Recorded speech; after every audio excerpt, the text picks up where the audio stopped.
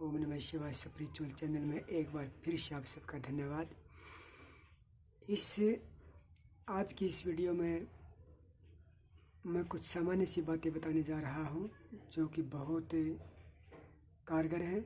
जैसा कि मैंने अपनी पहली वीडियो के अंदर बताया था, आज भी मैं उसी विषय के ऊपर कुछ बताने जा रहा हूँ। इससे पहले की वीडियोज़ में मैंने अपने इष्ट देव और पितृदेव की पूजा के बारे में बताया था। ये हमारे लिए बहुत आवश्यक है, हमारे परिवार के लिए, हमारे वंश के लिए बहुत ही महत्वपूर्ण कड़ी हैं। इसके अलावा आप किसी भी देवी देवता की पूजा करें, कुछ भी करें, प्रथम स्थान आप इन्हीं को दें। इस वीडियोज़ के अंदर मैं कुछ ऐसी बातें बताने जा रहा हूं जो कि आवश्यक भी हैं। जैसा कि मैंने प्रथम वीडियो में बताया था कि हम अपने फ़ायदे के लिए कहीं बाहर खुले में या चौराहे पर कुछ सामान रखते हैं जो कि गलत है। अभी 2-3 दिन पहले ही मैं जैसे घूमने के लिए गया हुआ था, तो वहाँ पर एक मटका, उसके ऊपर फूल पता नहीं क्या क्या रखे हुए थे। ये मैंने पहले की वीडियो में भी मैंने बताया था, और आज की इस वीडियो के में भी मैं उन्हीं के बारे में बताने जा रहा हूँ। हम अपने भार को इस प्रकार की चीज़ों से दूर नहीं कर सकते हैं। अगर घर में बुरी शक्तियों का वास है तो हम इस प्रकार के कार्यों से उनको दूर नहीं कर सकते हैं। इस YouTube चैनल के ऊपर इतने चैनल्स हैं, इन क्रियाकर्मों के बारे में जो हमें सही रास्ता नहीं दिखाते हैं। सही रास्ते क्या हैं? सबसे प्रथम तो अपने आप को, खुद को जागृत करना होता है। अपने आप को जागृत कीजिए। ध्यान एक योग है। इसको आप जितना करेंगे उतना ही हमारा ध्यान केंद्रित होगा। 15-15 दिन के कैंप लगाए जाते हैं, उनके लिए फीस होती है। और अभी मैं एक चैनल देख रहा था, अघोर रक्षा कवच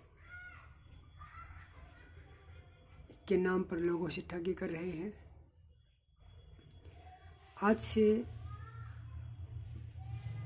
10-12 साल पहले आपने देखा होगा, लक्ष्मी कवच आते थे, मेरुदंड आते थे, पता नहीं कितने कवचों का निर्माण किया है।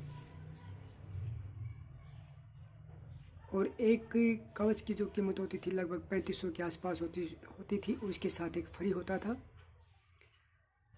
और स्टार्टिंग में जानकारी नहीं होने की वजह से बहुत से लोगों ने इनको, शायद जहाँ तक मेरा अनुमान है कि किसी को कोई फ़ायदा नहीं हुआ होगा। तो मेरा जो मुख्य उद्देश्य है यही है कि आप इस प्रकार के ढकोसलों से बचें। जो कैंप्स लगाए जाते हैं तंत्र विद्या के लिए, सिद्धि के लिए लगाए जाते हैं, उनके लिए फीस ली जाती है। क्या हमारी मानसिकता इतनी कमज़ोर हो गई है कि हम सहारा लेकर के आगे बढ़ें? नहीं। हमारे जो देवी देवता हैं, तो मैंने इससे पहले की वीडियो में भी बताया है कि हम उन्हीं की संतान है, तो हमारा वो साथ अवश्य देंगे। सिर्फ करने का तरीका हमें आना चाहिए।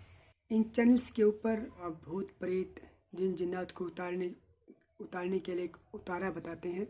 इतना कमज़ोर है कि वो खुद नहीं कर सकते। हाँ, ये बात सही है कि एक आम व्यक्ति इस प्रकार के उतारे को नहीं कर सकता है। उतारों के अंदर इतना सामान बताया जाता है, उसके लिए परहेज बताए जाते हैं। लहसुन का, प्याज का, शराब का। भूल से भी अगर कोई चीज़ अगर खाई जाए तो क्या होता है कि हमारा परहेज टूट गया, यहीं बताते हैं और उसके बाद फिर हमारा वही सिलसिला शुरू होता है। तो ये क्या सब ये सही है? क्या हम मानसिक तौर पर इतने कमज़ोर हो चुके हैं कि हमें इन्हीं चीज़ों का सहारा लेना पड़ रहा है? मैं समझता हूँ कि नहीं। लक्ष्मी या जो पैसे हैं, घर की खुशहाली है, वो इन कवचों में या इन मन जो क्रियाक्रम किए जाते हैं इनसे नहीं आती। आती है तो हमारी मेहनत से आती है। एक पुरानी कहावत है, टूटा नफा हमारे भाग्य का होता है। हम उसको कवर भी कर सकते हैं यदि हम सही प्रकार से हिम्मत से अपने हौसले से आगे आगे बढ़े तो। हाँ, कुछ ऐसी बात भी नहीं है कि बुरी शक्तियाँ नहीं है, बुरी शक्तियाँ अवश्य हैं। मैंने कुछ समय पहले किसी भक्त के पास मैं गया था वहाँ पे, तो मैंने शांत मन से वहाँ पर बैठकर देखा तो उसने क्या कहा। जो रोगी था मैं उसके बारे में बता रहा हूँ। तो क्या कहा उसने, इसके अंदर तो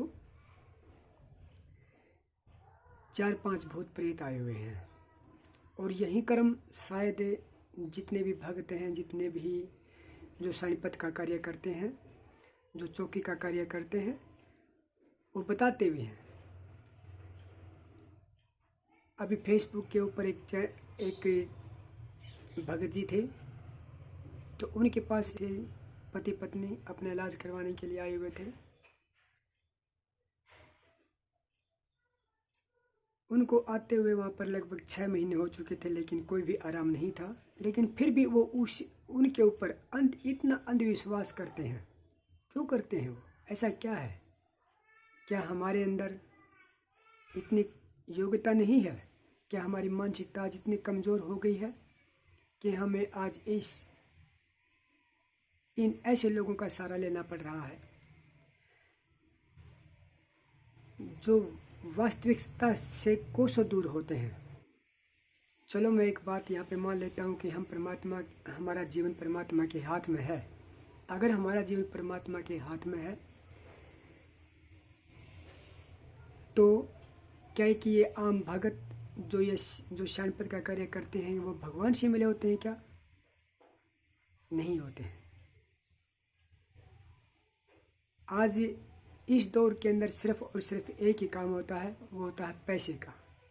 पैसा किस प्रकार से आएगा, हमें कैसे कमाना है, लोगों को किस प्रकार से हमें मूर्ख बनाना है, वो सब उन्हें अच्छी तरह से पता होता है। लक्ष्मी, घर की खुशी इन कवचों से नहीं आती है। हमारी रक्षा, हमारा बचाव बुरी शक्तियों से, इस प्रकार के कवचों से नहीं होता है, क्योंकि वो हमसे बहुत ज़्यादा ताकतवर होते हैं। ये बात याद रखना हमेशा। जो ये बताते हैं उतारा करने से, इस प्रकार के कवच धारण करने से वो हमसे हट जाएंगे, ऐसा बिल्कुल भी नहीं होता है। वह मूर्ख बना रहे होते हैं। हमें ज़रूरत है केवल अपने मानसिक शारीरिक तौर पर अपने को मजबूत करने की। नुकसान भले ही हो, उसके लिए आवश्यकता है हमें हिम्मत की, हौसले की, हमारे अंदर खुद के हौसले की। एक और बात यहाँ पर मैं अवश्य बताना चाहूँगा, इसमें इस प्रकार की जो बीमारी होती है वो केवल 10% होती है। 90% हमें ज़रूरत होती है दवाइयों की। ये बिल्कुल सत्य है। इस 10% की बीमारी को कौन है? जो भगत है और जो शानपद का कार्य करते हैं। और आजकल तो इतना चलन चल चुका है कि हर गांव में, शहरों के अंदर पूजा पाठ करने वालों की, कर्मकांडियों की बहुत ज़्यादा संख्या है। एक दो बात सत्य बताते हैं, उसके बाद वही कर्म होता है। इसके अलावा और कोई कर्म नहीं होता है कि तुम्हारे घर में झगड़ा है, पैसे की बरकत नहीं होती है, इस फला इस प्रकार से हो गया है, तो हम सोचते हैं कि बहुत अच्छा बताया है तो ये हमारा कार्य कर देगा, लेकिन ऐसा नहीं होता है। दिमाग को अपने आप को थोड़ा सा मजबूत कीजिए और इस प्रकार के भक्तों से दूर रहें, क्योंकि इंसान कभी भी पूर्ण नहीं होता है। आज के समय में सिर्फ और सिर्फ पैसे के लिए ही सब करते हैं। इसे अगली वीडियो के अंदर कुछ उपाय बताए जाएंगे। धन्यवाद।